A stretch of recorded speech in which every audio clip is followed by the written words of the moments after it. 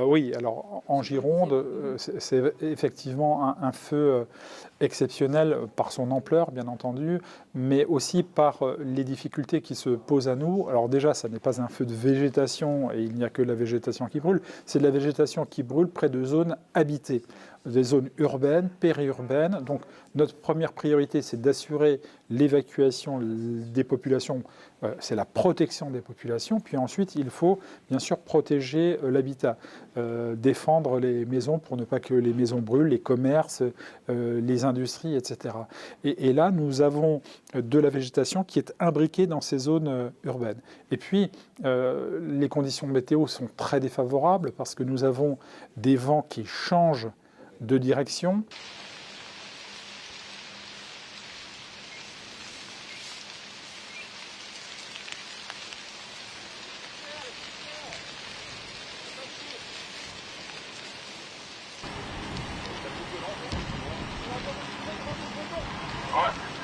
Oui, alors il y a 40 000 personnes qui ont été évacuées. Je n'ai pas le nombre de maisons brûlées parce que le bilan n'est pas encore définitif. On est aux alentours d'environ 80 maisons brûlées. Il faudrait aussi parler de toutes les maisons qu'on a sauvées, parce que c'est vrai qu'on parle toujours de ce qui a brûlé, mais nous, notre rôle de sapeur-pompier, c'est bien sûr de protéger les personnes. Je rappelle que le bilan victimaire, il est vierge aujourd'hui, c'est-à-dire qu'il n'y a aucun blessé dans la population, aucune victime.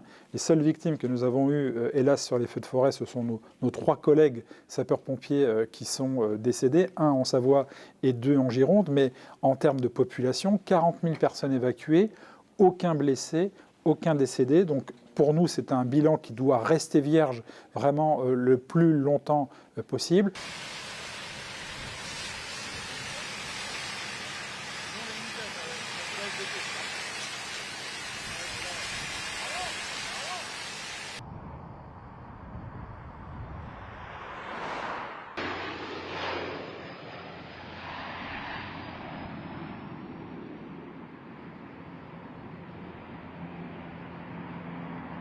Nous n'avons pas parlé des moyens engagés. Il y a sur ce feu plus de 1000 sapeurs-pompiers à l'heure actuelle qui viennent de nombreux départements de toute la France. Nous avons également les militaires de la brigade des militaires de la sécurité civile qui sont engagés, et puis des moyens aériens qui sont nombreux, des Canadair, des Dash, des hélicoptères bombardiers d'eau, des plus petits avions légers Air Tractor qui sont sur place.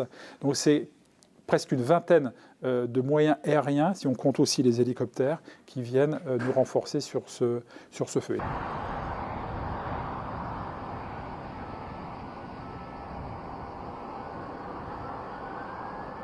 Aujourd'hui, le risque feu de forêt, il est présent sur tout le territoire.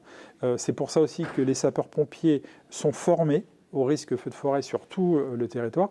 Et c'est bien pour cela aussi qu'ils sont capables, certes, d'agir et d'intervenir sur leur département, mais ils sont aussi capables de venir prêter main forte à leurs collègues dans des départements voisins, parce que la formation feu de forêt, c'est la même pour tous les sapeurs-pompiers de France.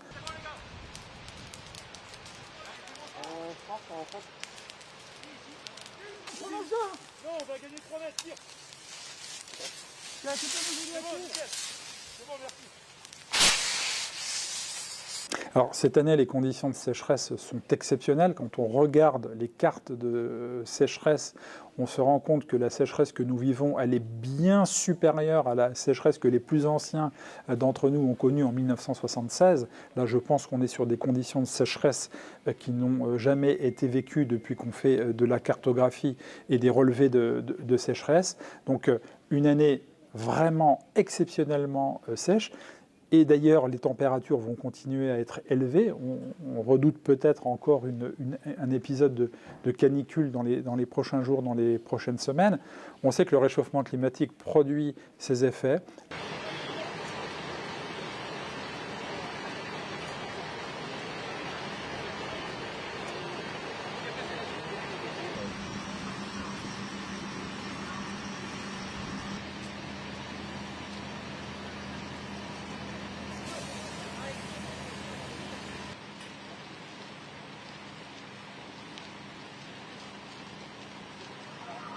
Nous, sécurité civile, nous devons anticiper cette évolution des risques par nos formations, par nos matériels, mais aussi la population doit être acculturée à ces évolutions des risques, parce qu'en fait, c'est le citoyen qui doit être le premier acteur de sa sécurité et le premier maillon, finalement, des secours. Là, on voit que sur les feux que nous connaissons, les citoyens, les populations, les touristes réagissent plutôt bien. Eh bien, c'est dans ce sens qu'il faut accompagner les populations pour s'acculturer au risque et s'acculturer à la résilience.